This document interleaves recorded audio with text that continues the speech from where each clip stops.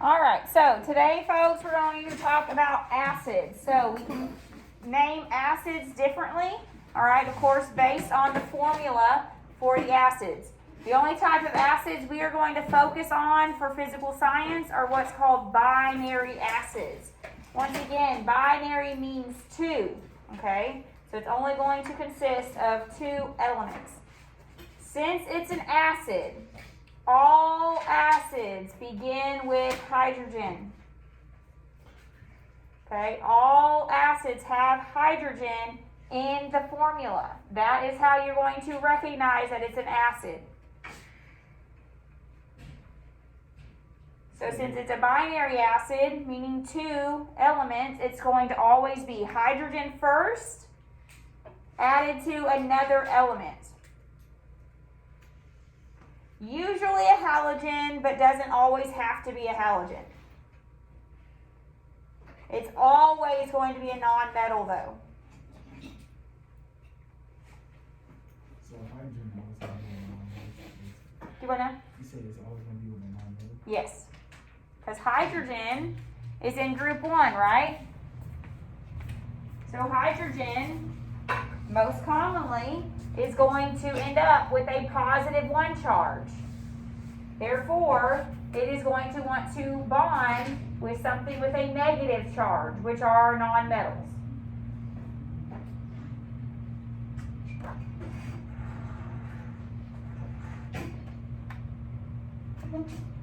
We will crisscross charges for acids just like we did with our ionic nomenclature.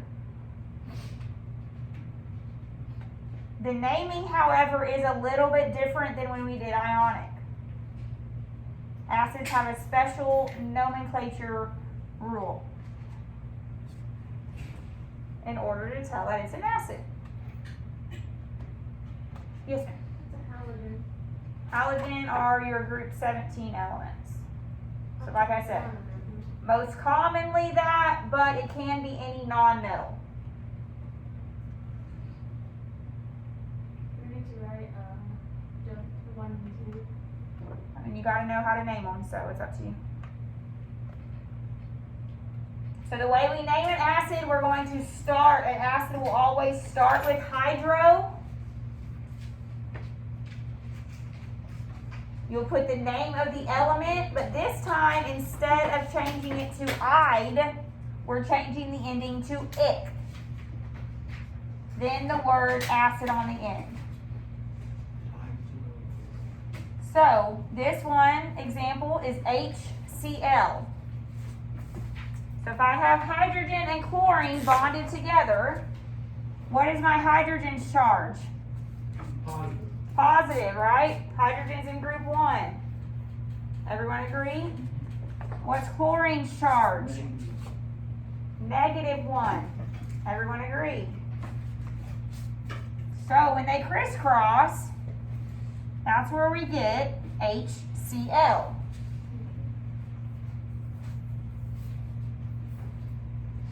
When you're looking at this, you say, oh, it starts with H, it has to be an acid. Okay, that is how you recognize an acid. It's always going to have a hydrogen in the bond first, in the formula first. So always start with H. Always, always, always. So if you see hydrogen first, you should automatically think, hey, this is my acid. The way I'm going to name it, hydro. All acids will have a hydro prefix.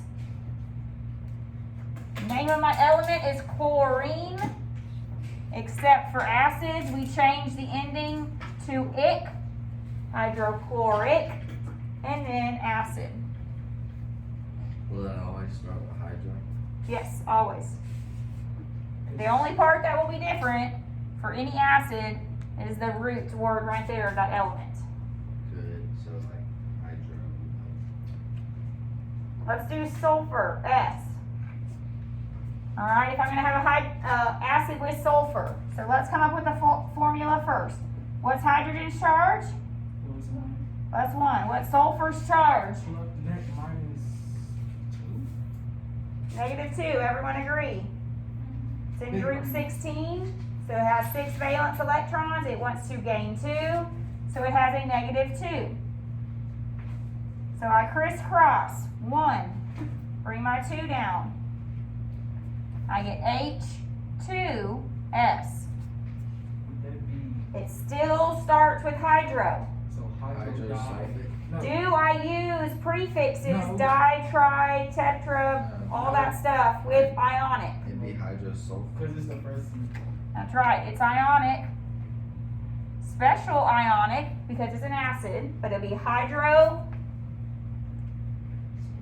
sulfate. You could put sulfuric, that's more common. I'll take sulfate, I'll take sulfuric, okay? Acid. So this is the only part in the name that changes, okay, is that root word of the element. The formula changes slightly based on whatever the charge of the anion is crossing down. Hydrogen's always positive. But once again, remember sulfur has a -2 charge. So in order to balance out sulfur, what's my overall charge of my compound?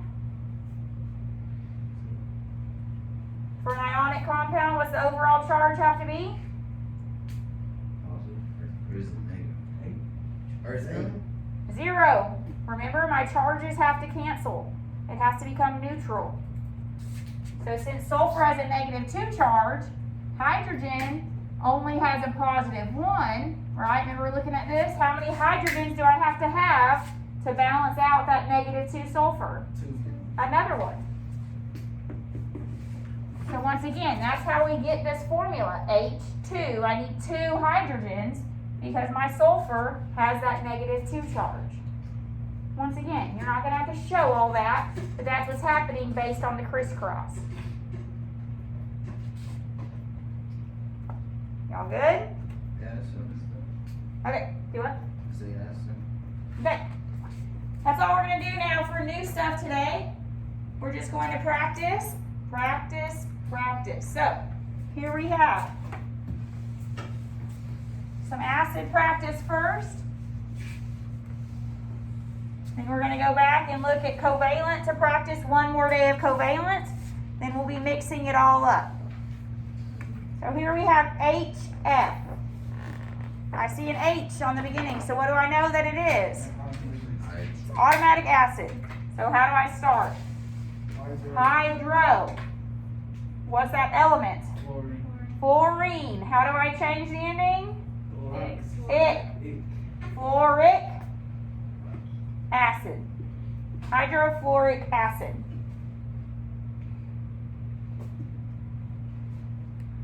All right, now we have H3N. Why in the world do I have a 3 after my H? Nitrogen has a -3 charge, exactly. So you crisscross, that's where this 3 comes from. It doesn't change my name, but if I give you the name, you have to be able to come up with that formula. Okay? So we have hydro, nitrogen would go to nitric acid. Hydronitric acid. Yes. What happens if somebody put nitric acid? Maybe wrong. How do you know what? It's not possible. We're gonna turn it from the words to the letters. Because of nitrogen's charge. If I told you this, and I went like right here, hydrophosphic acid. I know it's an acid, so what does my cation have to be? H. Now what element do I have here? Phosphorus. So what's phosphorus's charge? 3 minus. Now I crisscross, and I get H3P. So that's the case for any ionic. Remember, we didn't use any prefixes for any of our ionic because you can know it by just looking at the charges in crisscross. That is the whole reason why ionic doesn't need the di, tri, all those prefixes. Okay, so we do not ever use those prefixes on ionic. We never use them on acids. Only covalent. And how do we know if it's covalent? Totally forget. Nothing. Someone remembers, how do we know if it's covalent? If it's a non-metal and a non. Non-metal and a non-metal, okay? That's exactly right. All right, non-metal, we know it's covalent. That's where we use our prefixes. Metal and a non-metal, which is what an acid is, we don't use prefixes. Okay, just crisscross your charges. You write the name of the cation, anion. Those you change to IDE. Ionic is not. Hold on. Say it again. Ionic is a metal and a non-metal. So that's why we find our charge of the cation, charge of the anion, crisscross. Y'all remember? All right, let's do the next one. Hydrosulfuric acid. So what's my cation going to be? H, always. What's my anion? -2, sulfur. Sulfur. What's sulfur's charge? -2. -2. H. What do I do now? It's Crisscross H2S.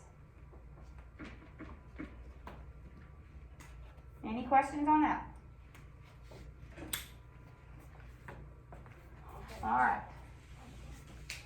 Let's do a few more practice with covalent as well.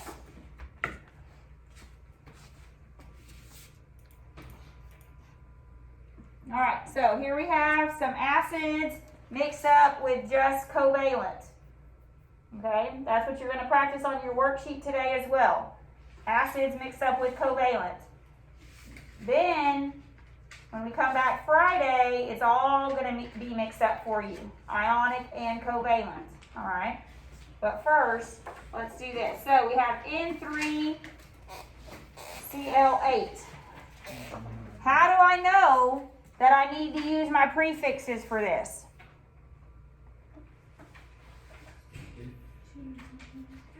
Two nonmetals, right?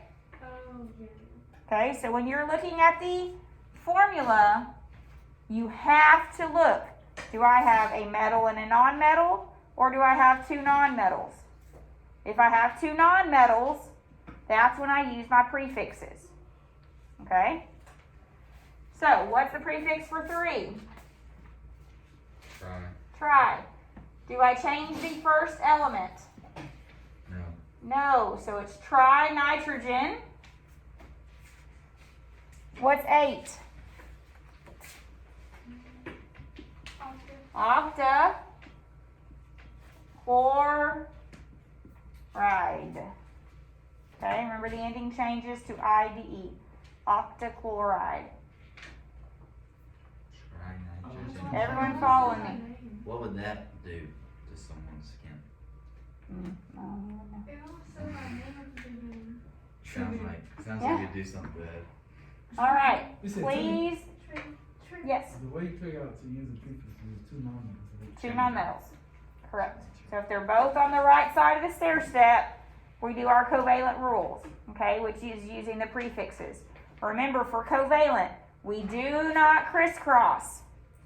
We don't even have to look at the charges on the periodic table. We just use the prefixes. Remember, we do not change the ending for the first element, but we do "ide" for the second element.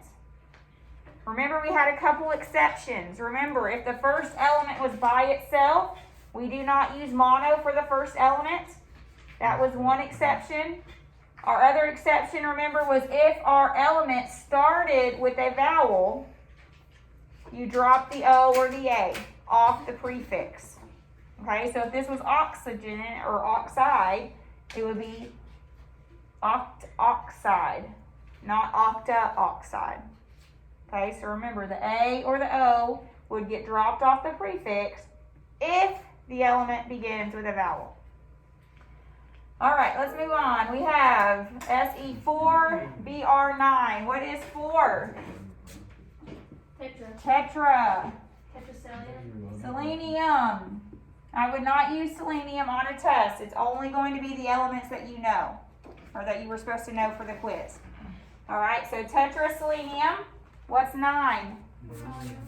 Nana, what's BR? Like my grandma? No. Bromine.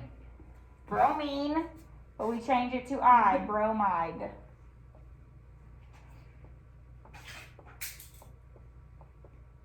Any questions on that one? All right, we have HF. What do I know that this is going to be? An acid. An acid. Okay, it starts with H. It has to be an acid. So how do I start my name? Hydro. Hydro. What's my element going to be? Is it fluorine? Fluorine. Yeah, how do I change the ending? Hydrofluoric. Ic. And then acid. Hydrofluoric acid.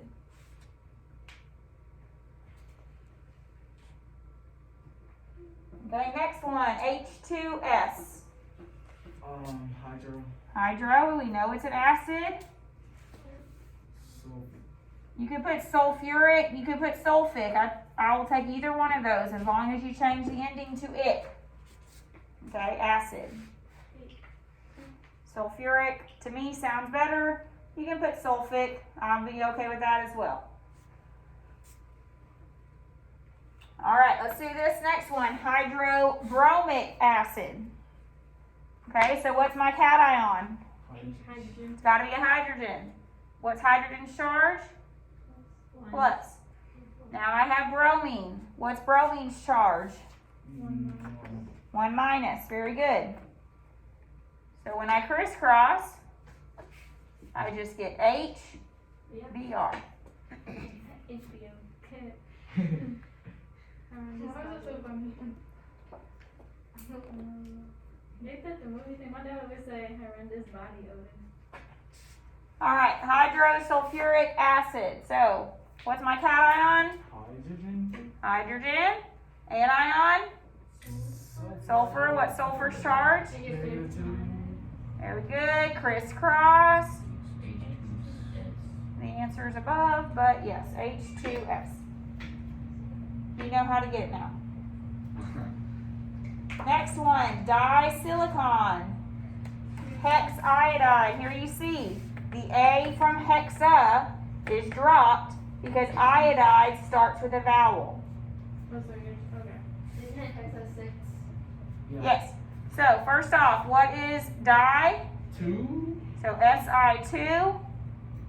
Iodine, what's hexa? 6. Si2, I6. Here you see for the next one. Sulfur. There's no prefix with it. Why not? Because it's sulfur. It's just by itself. Put mono 'cause That's right. Very good. Remember, you do not put mono if the element is by itself, for the first element only. So sulfur, what is nana? 9. SBR 9. Yes. Is it any different if you say it's Nona? You can pronounce it whichever way you would Like prefer. banana. Any questions on acids or covalent? All right. No, not. I want you to do these in the next 5 minutes by yourself. We'll review the answers. I'll be doing it. And you will be released to practice. So Why? I'll take Now we're going to do Kahoot What? first. I know. Yeah, what'd you say? 5 minutes. Do these problems. Or these names. Everyone do these names.